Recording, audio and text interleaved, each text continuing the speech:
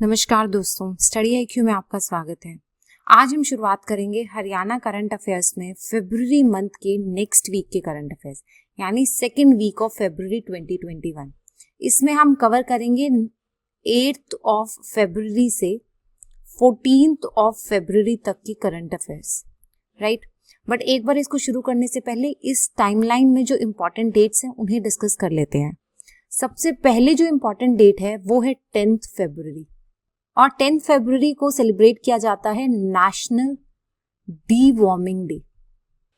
ये जो है ये स्पेसिफिकली जो स्कूल गोइंग स्टूडेंट्स है ना उनके लिए प्लान किया गया है, यानी प्री स्कूल और जो स्कूल वाले स्टूडेंट्स है ना उनके लिए, यानी up to 14 years of age. होता क्या है इसमें जो वॉर्म्स है ना उन वॉर्म्स को मारने के लिए स्कूल के बच्चों को दवाइयां दी जाती है। और वॉर्म्स कौन से वाले? जो इंटेस्टाइनल वॉर्म्स हैं, या फिर ये कहिए कि जो सॉइल बेस्ड वॉर्म्स है ना उनके लिए national D warming day plan किया है। और ये साल में 2 बार मनाया जाता है 6 मंथ्स के गैप में। एक 10th फेब को होता है और उसके बाद होता है 10th ऑफ अगस्त को, राइट। तो ये 2 दिन हैं जो basically national D warming day के नाम से मनाए जाते हैं। अब 10th फेब के बाद जो इंपॉर्टेंट डेट है वो है 12th फरवरी, और 12th फरवरी को सेलिब्रेट किया जाता है नेशनल प्रोडक्टिविटी डे। प्रोडक्टिविटी का मतलब क्या होता है? प्रोडक्टिविटी मतलब क्षमता, किसी भी सेक्टर में प्रोडक्टिविटी को एनहांस करना। और इसे सेलिब्रेट किसके द्वारा किया जाता है? नेशनल प्रोडक्टिविटी काउंसिल के द्वारा, जो कि ministry of commerce and industry की एक ऑटोनोमस बॉडी है, राइट। तो एनपीसी जो है वो हर साल नेशनल प्रोडक्टिविटी डे मनाती है 12th फेब को, और इसका पर्पस है इकोनॉमी के हर सेक्टर्स में प्रोडक्टिविटी को एनहांस करना ताकि क्वालिटी को इंप्रूव किया जा सके, राइट। इसके बाद इंपॉर्टेंट डेट जो है वो है 13th फरवरी, और 13th फरवरी को मनाया जाता है नेशनल विमेन्स डे, और ये सेलिब्रेट किया जाता है on the birth anniversary of Sarojini Naidu ji, right. और इसके साथ साथ 13th फरवरी को एक और इंपॉर्टेंट चीज होती है, वो है वर्ल्ड रेडियो डे।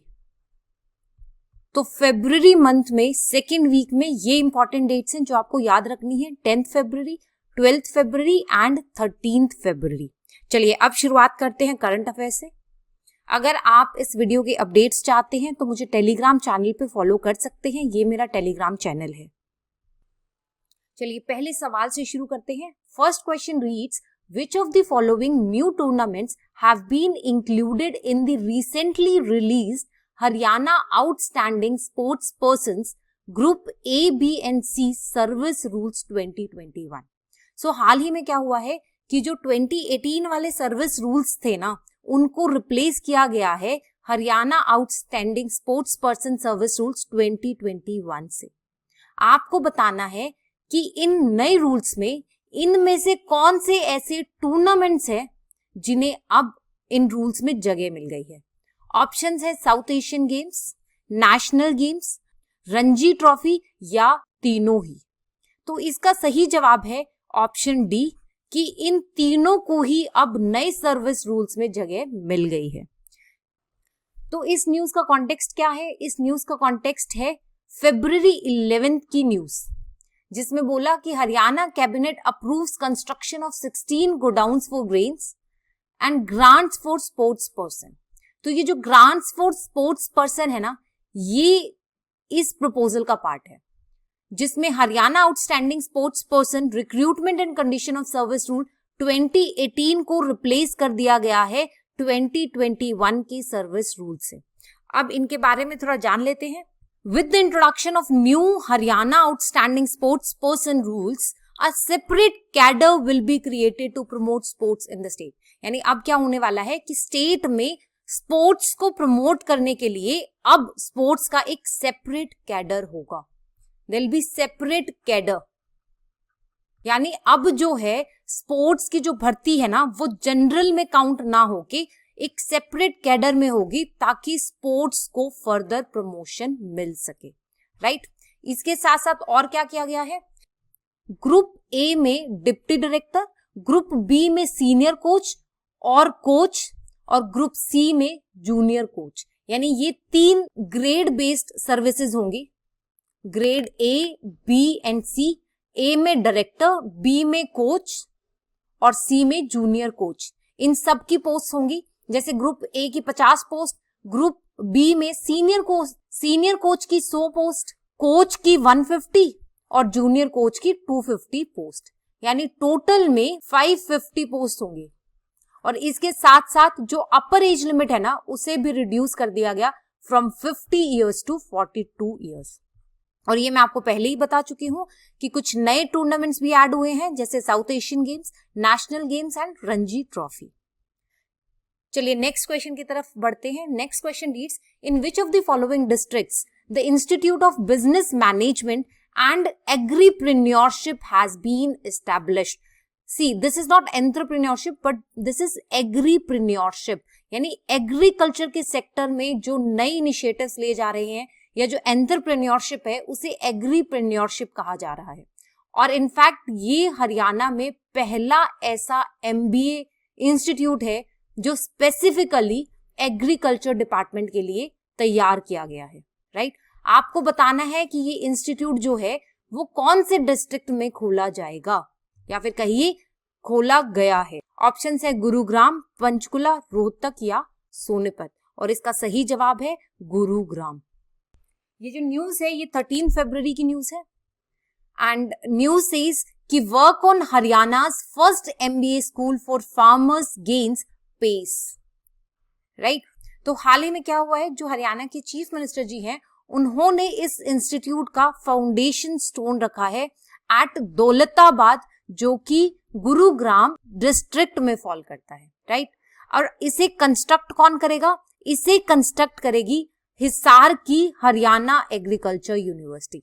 सो चौधरी चरण Singh Haryana agriculture university Hisar will construct the institute. और आपको ये ध्यान रखना है कि ये हरियाणा का पहला एग्रीकल्चरल बिजनेस मैनेजमेंट इंस्टीट्यूट है। और इस ओकेजन पे बात करते हुए चीफ मिनिस्टर ने कहा कि this institute would be unique in Haryana.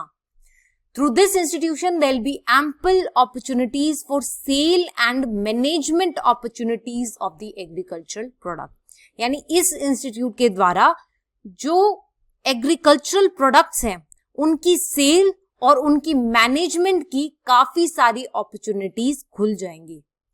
इसके साथ साथ सीएम ने यह भी कहा कि at present the cultivation area is getting smaller and in such a situation we have to look for the ways to earn more profit by adopting new technology और to do cultivation in scientific manner.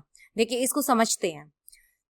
देखिए अगर मैं हरियाणा की बात करूं तो हमारे यहाँ पर जो नेट सोन एरिया है ना, तो नेट सोन एरिया की बात करें तो दैट इज अराउंड 80%। यानी हरियाणा के टोटल लैंड का 80% जो एरिया है ना वो एग्रीकल्चरल लैंड है। और अगर प्रोडक्टिविटी की बात करें तो हरियाणा की जो एग्रीकल्चरल प्रोडक्टिविटी है वो ऑलरेडी 100% से ज्यादा है। यानी अब सवाल ये उठता है कि हम अगर एग्रीकल्चर में फार्मर्स की इनकम को बढ़ाना चाहते हैं तो कैसे बढ़ाएं? लैंड हमारी ऑलरेडी सैचुरेट हो चुकी है, यानी हम लैंड अंडर कल्टीवेशन नहीं बढ़ा सकते। अब अगर लैंड नहीं बढ़ा सकते बट प्रॉफिट बढ़ाना है तो उसका क्या तरीका होगा? उसके 2 तरीके हैं, या तो हम नई टेक्नोलॉजी को अडॉप्ट करें या फिर जो कल्टीवेशन हम कर रहे हैं उसे साइंटिफिक मैनर में करें। तो this is what our CM has said कि अब फिलहाल जो हमारा कल्टीवेशन एरिया है वो छोटा होता जा रहा है और अगर हम चाहते हैं कि हम ज्यादा प्रॉफिट अर्न करें तो हमें न्यू टेक्नोलॉजीज को अडॉप्ट करना होगा या फिर जो हमारी कल्टीवेशन है उसे साइंटिफिक मैनर में करना होगा, राइट। और इसके साथ साथ एक और इनिशिएटिव लिया गया है, वो है हरियाणा किसान कल्याण प्राधिकरण। यानी ये जो इंस्टीट्यूट है उसे भी स्टेट में सेटअप किया गया है ताकि जो एग्रीकल्चर रिलेटेड स्कीम्स है ना उनके बेनिफिट्स फार्मर्स तक पहुंच सके, right. So this institute has been set up in the state so as to ensure that the benefits of the agriculture related schemes being implemented through different departments reaches the farmers, right? चलिए next question की तरफ बढ़ते हैं and the next question reads, where is the headquarters of national north zone cultural centre located. यानी जो हमारा national cultural centre है उसका नॉर्थ जोन के हेडक्वार्टर्स कहां पर है। देखिए आपको लगेगा कि क्योंकि हरियाणा करंट अफेयर्स डिस्कस कर रहे हैं तो इसका जवाब जो है वो हरियाणा का ही कोई डिस्ट्रिक्ट होना चाहिए, तो शायद आप इसमें पटियाला को सबसे पहले एलिमिनेट कर देंगे, बट मैं आपको बता देना चाहती हूँ कि इसका सही जवाब पटियाला ही। फिर ये सवाल मैंने यहाँ क्यों पूछा, तो देखिए यहां पर है इसका कॉन्टेक्स्ट। 13 फरवरी को क्या हुआ है कि जो हरियाणा कला परिषद है ना उसके कुछ मेंबर्स यानी वहां से एक टीम सीएम से मिली थी और उन्होंने एक डिमांड फॉरवर्ड की थी कि जो नॉर्थ जोन कल्चरल सेंटर है ना उसका हेडक्वार्टर्स शिफ्ट करवा के पंजाब से हरियाणा में होना चाहिए, right. So taking cognizance of this, chief minister assured to take necessary action and the officers of Haryana Kala Parishad thanked CM for this and apprised him regarding its benefits for the artist of Haryana। देखिए ये जो भी developments हैं या फिर ये इनसे मिले हैं या उन्हें इसका लाभ होगा या नहीं होगा, ये सब हमारे इंपॉर्टेंस की चीजें नहीं है।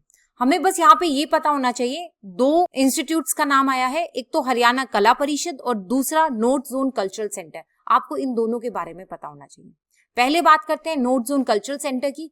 ये जो है वो ministry of culture government of India के अंडर वर्क करता है, राइट। ये मिनिस्ट्री ऑफ कल्चर की एक ऑटोनोमस बॉडी है।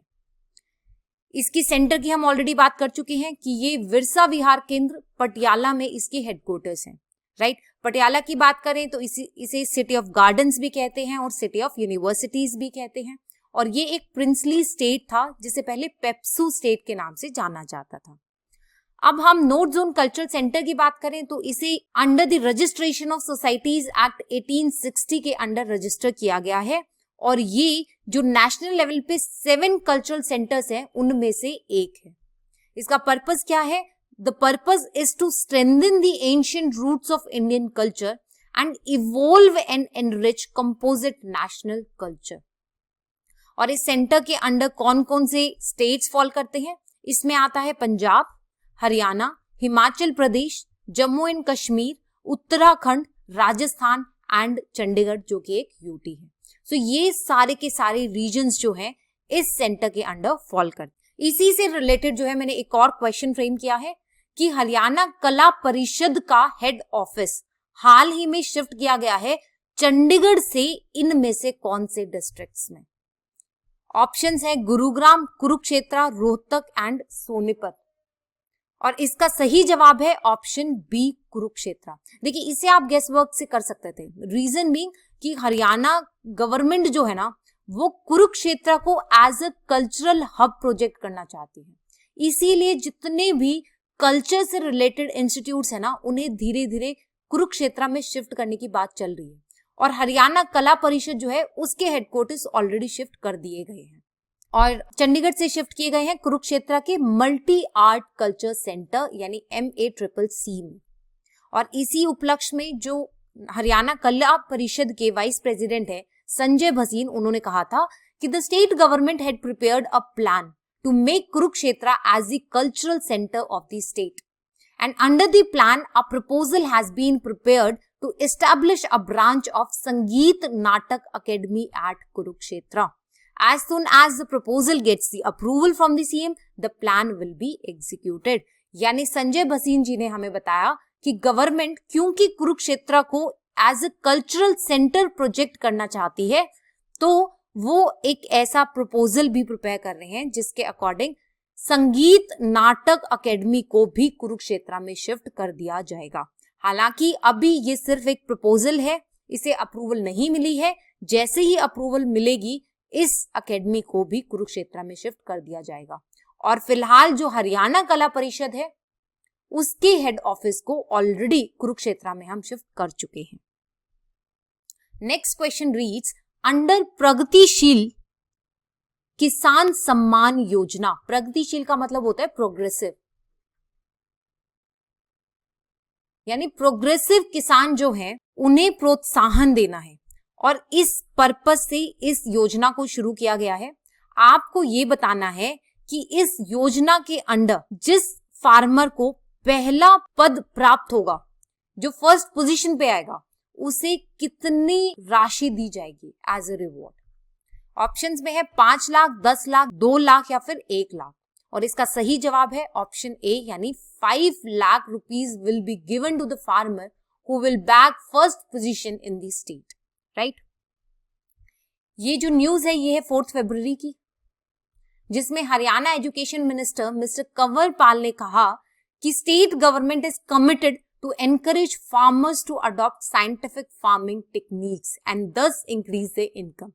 For this, government has started प्रगतिशील किसान योजना। और इस स्कीम के अंडर क्या होने वाला है, इस स्कीम के अंडर फर्स्ट पोजीशन वाले फार्मर को मिलेंगे 5 लाख रुपए, और जो सेकंड पोजीशन है ना, सेकंड पोजीशन में देयर विल बी 2 फार्मर और दोनों फार्मर्स को अलग अलग 3-3 लाख रुपए दिए जाएंगे। और थर्ड पोजीशन में देयर विल बी 5 फार्मर्स और इन पांचों ही फार्मर्स को 1-1 लाख रुपए दिए जाएंगे, राइट।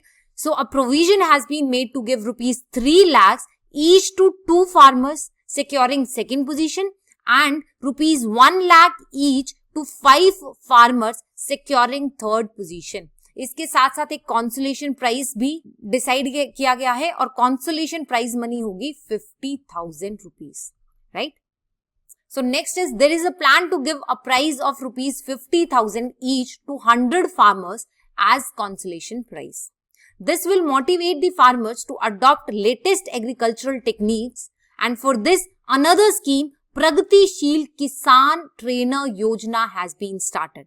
देखिए वो थी प्रगतिशील किसान सम्मान योजना और ये जो है वो है ट्रेनर योजना, यानी हर प्रोग्रेसिव फार्मर जो है वो 10 फार्मर्स को मोटिवेट करेगा ताकि वो भी मॉडर्न और सुपीरियर फार्मिंग टेक्निक्स को अडॉप्ट कर ले, ठीक है। तो अभी हमने 2 योजना डिस्कस की हैं। इसके बाद हम कुछ और इनिशिएटिव्स देख लेते हैं जो हरियाणा सरकार द्वारा लिए गए हैं, जैसे कि किसान मित्र स्कीम। किसान मित्र स्कीम के अंदर क्या होगा कि जो फार्मर्स हैं, जो प्रोग्रेसिव फार्मर्स हैं, उनकी फाइनेंशियल मैनेजमेंट में हेल्प की जाएगी और इसमें एटलीस्ट 100 फार्मर्स कवर होंगे और 17,000 किसान मित्र जो हैं वो इस एरिया के 17 लाख फार्मर्स को गाइड करेंगे। ये है किसान मित्र स्कीम। इसके बाद आता है हरित स्टोर। हरित स्टोर्स क्या है, तो जो हरियाणा सरकार है उसने डिसाइड किया है कि वो 2000 रिटेल आउटलेट्स खोलेंगे इन नेम ऑफ हरित स्टोर इन द स्टेट। और ये आउटलेट्स जो हैं वो मिनी सुपरमार्केट्स की तरह एक्ट करेंगे। और इन मिनी सुपरमार्केट्स में क्या होने वाला है, इनमें जो सेल्फ हेल्प ग्रुप्स द्वारा प्रोडक्ट्स बनाए गए हैं उन प्रोडक्ट्स को बेचा जाएगा। और सेल्फ हेल्प ग्रुप के साथ साथ जो कोऑपरेटिव प्रोडक्ट्स हैं they will also be sold at these stores. इसके बाद गवर्नमेंट ने 192 लेबोरेटरीज बनाई हैं ताकि फार्मर्स को soil and water testing facilities मुहैया करवाई जा सके, राइट। तो ये थे इनिशिएटिव्स जो गवर्नमेंट ने फार्मर्स की अपलिफ्टमेंट के लिए लिए। इसके साथ हमारी ये वीडियो समाप्त होती है। Thank you and stay tuned.